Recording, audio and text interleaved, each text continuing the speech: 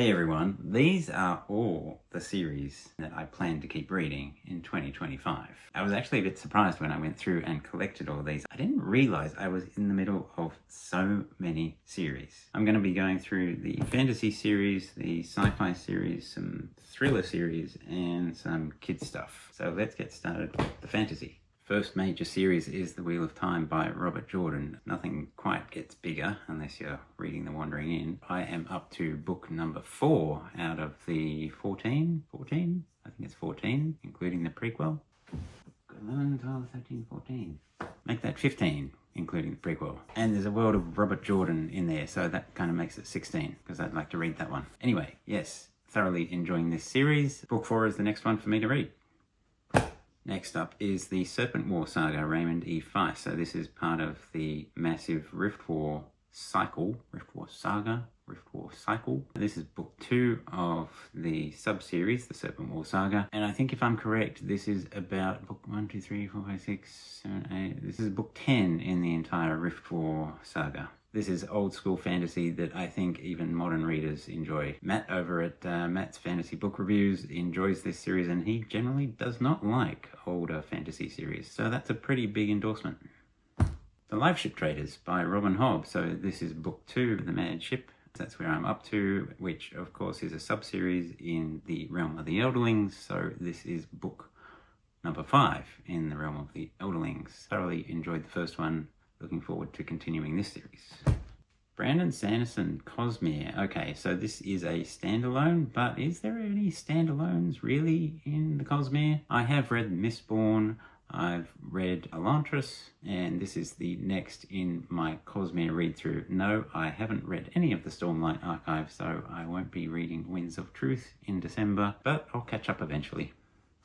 The Drenai saga by David Gemmell. So this is book number 2, The King Beyond the Gate. I read Legend, or reread Legend recently, and I have never actually continued through the series, so I am looking forward to reading all of them. Here's Dark Materials by Philip Pullman. So this is book number 3. I will be reading this very soon. Yes, there are subsequent books after this. I believe they're not complete. I would like to read those when they're all published. Lots of very cool ideas in this series. Discworld by Terry Pratchett. Now, I actually don't have the next book. The next book I'm up to is Going Postal. I started reading these back in the 90s when they were first coming out. I read them basically in chronological order. So I am up to Going Postal. I don't have that one, so I'm just showing this one, which is the next one after Going Postal. I'll probably just have to buy it new. I generally buy things secondhand, but Going Postal just never seems to be at any of the book fairs. Xanth by Piers. Now, this is a series that is a little bit silly. I picked them up years ago. Someone was selling a whole stack of them, so I just snapped them up. This is the 4th book, and I'll probably read them and then get rid of them. They're a bit of light fun. The Word and the Void. Now, this is book 1 of a series, but this kind of forms a part of the entire Shannara series. This used to be considered a separate series, but then Terry Brooks brought it into the entire Shannara universe. I started reading Shannara back in my teens, and this is where I'm up to. I think this is about book number 12 if you're doing everything kind of chronologically, but yeah, there's nothing quite so old school as Shannara. This one's a bit of a cheat. It is not part of a series, it is a standalone, but I am reading through all of David Eddings' works. I read The Belgariad when I was in my teens, and I've read basically every subsequent series. I've only got, I think, 5 books to go of David Eddings. This is one of them. So I'm just kind of counting that as a pseudo-series.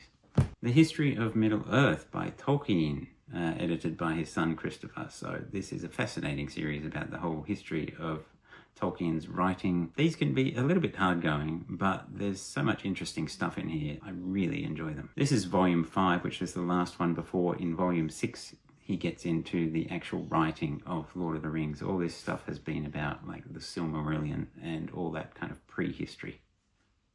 I'm going to be continuing my read-through of the Fighting Fantasy series by Steve Jackson and Iain Livingstone. Love these game books. They're just a part of my teen years growing up and playing computer games and game books. And I'm playing them properly this time.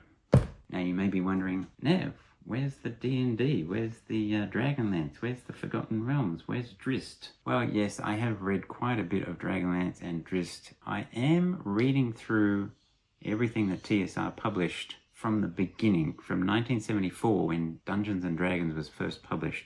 And so my intention is to read through all of that in chronological order. So it's actually going to be quite a while before I get up to Dragonlance because I'm still reading the first edition Dungeon Master's Guide. But when I get up to Dragonlance, I will be reading this bad boy. This is the annotated Dragonlance Chronicles. So there's all sorts of notes by Tracy and Margaret throughout this, which is really cool.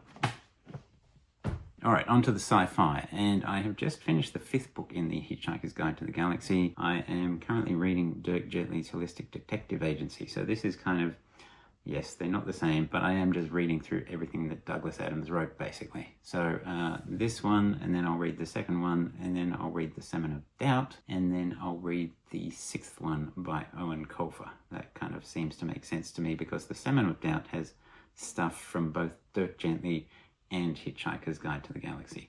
So I thought I'd read these two and then read that one. Next up is the Baroque Cycle by Neal Stephenson. This is book number 2. The first one I found was a bit, it was just okay. So I'm hoping that it improves because I love everything else that Neal Stephenson has written. So I'm hoping that this improves on the first book. Arthur C. Clarke's 2001 series, this is the final book that he wrote in that series, 3001, and after I read that I'll be reading this one, which is The Lost Worlds of 2001. This is kind of a backstory to how the whole thing happened, how Stanley Kubrick and Arthur C. Clarke collaborated, and everything that went into the movie and the book and the background and all that sort of stuff, if you know what I mean. Yeah. Asimov's Foundation series. I am in the middle of this. Now, I'm actually up to the 3rd book in this series, but it's been so long since I read the first 2 books that I feel I need to go back and reread the first one again. I've recently watched the Apple TV series, which was quite good, I thought. I mean, it's not a long book, so I just thought I'll just go back and restart the series. And likewise, the Ender's Game Saga by Orson Scott Card. I have read the first 2 books, so I'm kind of up to the 3rd one, Xenocide. But again, this is something that I read so long ago that I'd kind of just like to start the whole series again. So Ender's Game obviously being the first one.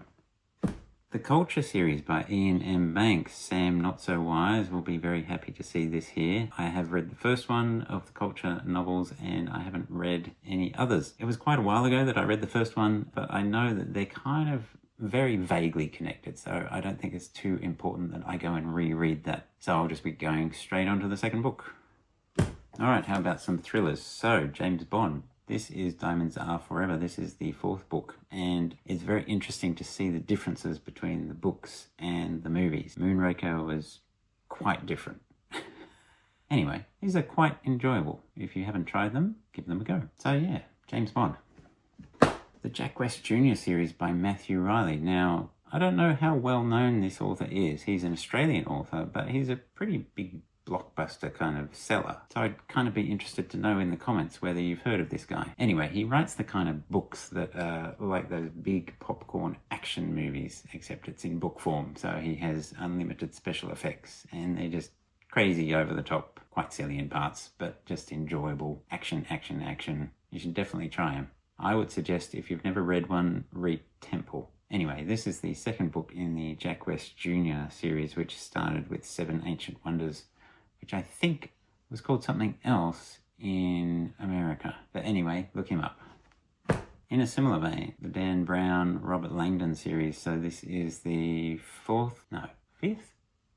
Angels and Demons, Da Vinci Code, Lost Symbol. Yes, this is the 4th Robert Langdon novel. Again, lots of mystery and intrigue, action, real page turners, very dubious history, like really dubious, but lots of fun. Clive Cussler, Dirk Pitt. Now this is a bit of the older style thriller. I think this is book number 5. They're light, easy reads, quite fun. It's been a little while since I read one actually. Then on to some kids series. So I will continue reading the Redwall series, even though I did that video just recently about missing out on the nostalgia. I do enjoy them. I really do enjoy them. I just don't rate them that highly, but they're fun. So this is the fourth one, Mariel of Redwall, that I will be reading. And then, of course, I'll be reading the next in the How to Train Your Dragon series by Cressida Cowell. This is the fourth book. Enjoying these. These are actually good to read while you're reading something heavier. You read something heavy for a bit, and then you switch over and have a bit of a light read. I would like to get back to the Edge Chronicles by Paul Stewart and Chris Riddle. Now, I haven't read one of these in ages, and I'm not sure I've seen anyone talk about these. You may have seen this style of artwork. That is Chris Riddle, and he has illustrated a lot of books. I've seen editions of Neil Gaiman's books with his illustrations on the cover, and I've seen other books with his illustrations. If you love maps, you've just got to read this series. There's all sorts of cool maps in these books. Anyway, I'm thinking of actually starting from the start again and rereading these books. They're set in this just very cool fantasy world. The Chronicles of Prydain by Lloyd Alexander. This is a classic from, I think, the 60s? Yeah, the 60s. This is the fifth and final book in the series, although there is apparently some sort of picture book. So I'd like to get a hold of that at some stage. This was published the same year that the first Earthsea book was published. I really enjoyed the fourth book, so I'm looking forward to this fifth one. Famous Five by Enid Blyton. I'm finally reading the rest of the series that I didn't read when I was younger. Let's hope there's lashings of ginger beer in this one, because there wasn't in the last one, damn it. This is book number 12, Five Go Down to the Sea. Biggles by Captain W.E. Johns. I'm reading through all the Biggles on my shelf. This is the third one. And lastly, I'll be continuing my read-through of all the Asterix comics. Whew. Wow. So that's it. It feels like a lot. But I love all these series. What a great year ahead. By my count, that's 31 series, and I haven't even included all the series I'd like to start this coming year. Anyway, how many series are you in the middle of? I'd like to know. Leave a comment down below, and I will see you in the next video. See ya.